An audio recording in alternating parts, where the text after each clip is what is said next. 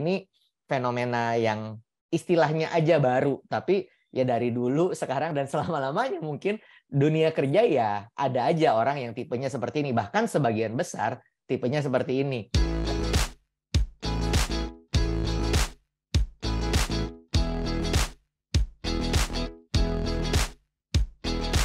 Selamat datang di acara Dialog Karirmu bertopik fenomena quiet quitting, bagaimana cara menjaga performa karyawan.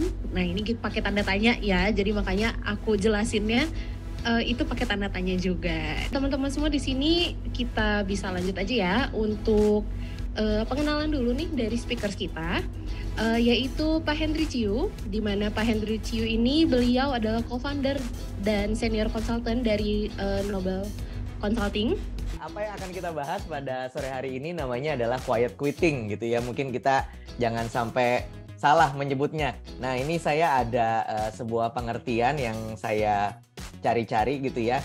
Nah, ini pertama cara nyebutnya ya. Cara nyebutnya adalah quiet quitting. Emang agak susah ya nyebutnya ya. Jadi cara nyebutnya adalah quiet quitting gitu. Nah, waktu pertama kali denger gitu, wah ini apa ya, fenomena apa? Karena ada kata quit, kirain gimana caranya supaya kita bisa keluar dari company gitu ya. Oh, ternyata juga bukan gitu ya. It is not necessarily quit gitu ya. Jadi yang dimaksud dengan quiet quitting sebenarnya nggak buruk-buruk amat ya.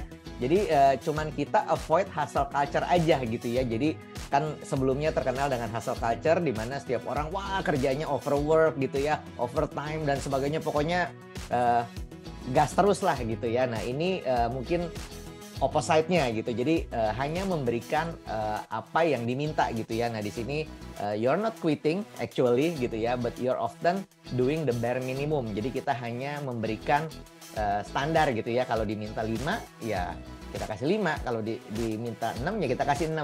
Ini fenomena yang istilahnya aja baru, tapi ya dari dulu, sekarang, dan selama-lamanya mungkin dunia kerja ya ada aja orang yang tipenya seperti ini. Bahkan sebagian besar tipenya seperti ini. Tadi teman-teman juga kan ditanya sama Anissa tadi, wah banyak ya yang menyampaikan ada yang tim hustle, ada yang tim quiet quitting gitu. Tapi quiet quitting ini bagus atau enggak, normal atau enggak ya, basically sebenarnya bagus-bagus aja atau normal-normal aja gitu ya. Karena setiap orang memberikan apa yang diminta. Toh saya misalnya dibayar 1 juta, saya akan berikan 1 juta. Kalau saya dibayar 2 juta, saya akan berikan 2 juta.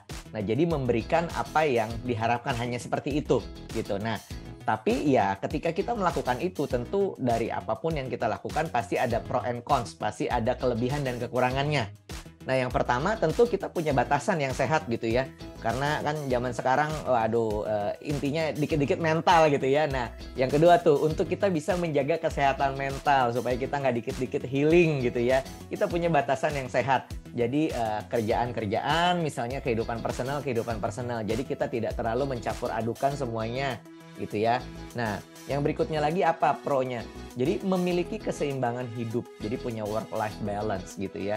Memiliki keseimbangan hidup. Jadi kita tahu kapan harus ngurusin kerjaan, kapan harus ngurusin urusan pribadi atau urusan personal kita.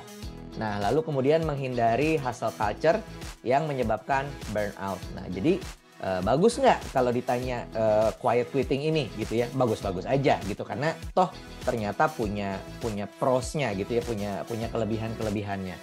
Nah, tapi ada negatifnya juga gitu ya. Jadi dari setiap segala sesuatu yang kita lakukan pasti ada pro and cons-nya. Nah, negatifnya apa sih? Negatifnya kalau kita lakukan terus-menerus bikin kita jadi malas. Malas dalam arti kita tidak mau memberikan lebih, kita nggak mau expand our capacity gitu ya, kita nggak mau improve, kita nggak mau maksudnya terus perbaiki gitu ya. Karena kalau ya istilahnya kita memberikan sebuah performa yang standar gitu ya, standarnya segini, kita segini, ya udah kita segini terus, kita tidak sulit buat kita untuk jadi berkembang gitu ya kalau kita lakukan secara terus-menerus gitu. Lalu kemudian sulit mendapatkan kepercayaan lebih untuk tanggung jawab lebih karena kita hanya memberikan apa yang diminta gitu. Nah, maka potensi kita kadang-kadang nggak kelihatan. Padahal misalnya kita diminta 5 gitu ya. Nah, kita memberikan hanya 5.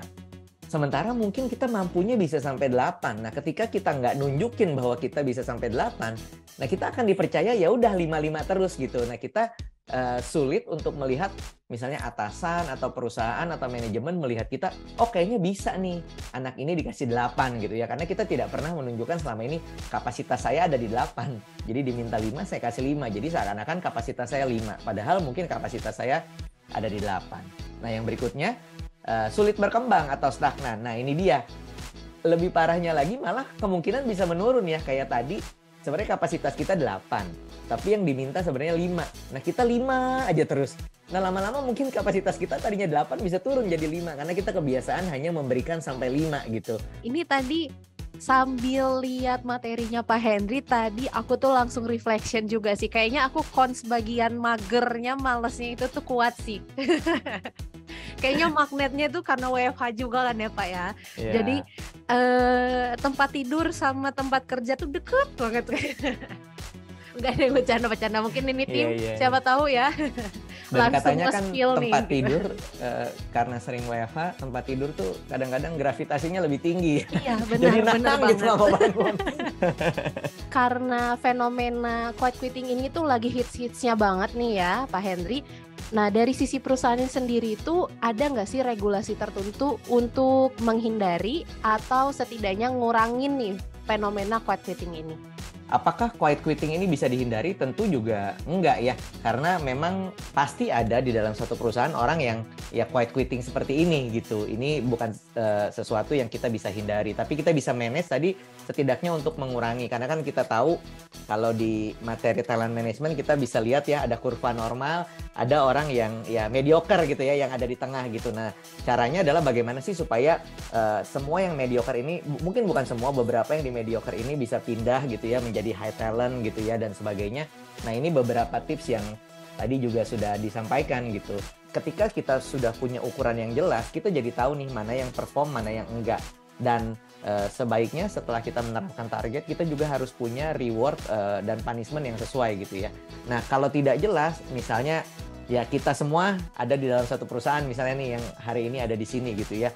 Terus mungkin performance manajemennya ada, tapi reward and punishment-nya nggak ada gitu. Mungkin saya dapat A, Anissa dapat C, tapi kita sama-sama aja, bonusnya sama gitu ya, atau kenaikan gajinya sama. Ya akhirnya ya udahlah, mendingan saya jadi Anissa dong, ngapain saya kerja perform baik-baik gitu ya, dapat nilai A, sementara yang C juga ya naik gajinya sama gitu. Nah ketika semuanya sama rata, sama rasa dan sebagainya, maka itu akan menurunkan budaya performance culture dan akan memperbanyak orang-orang yang ya udah melakukan quiet quitting aja, begini aja cukup kok gitu ya. Nah tapi kalau kita menghargai orang-orang yang melakukan lebih, ya maka akan mengurangi mungkin porsi dari orang-orang yang melakukan quiet quitting sehingga dia bisa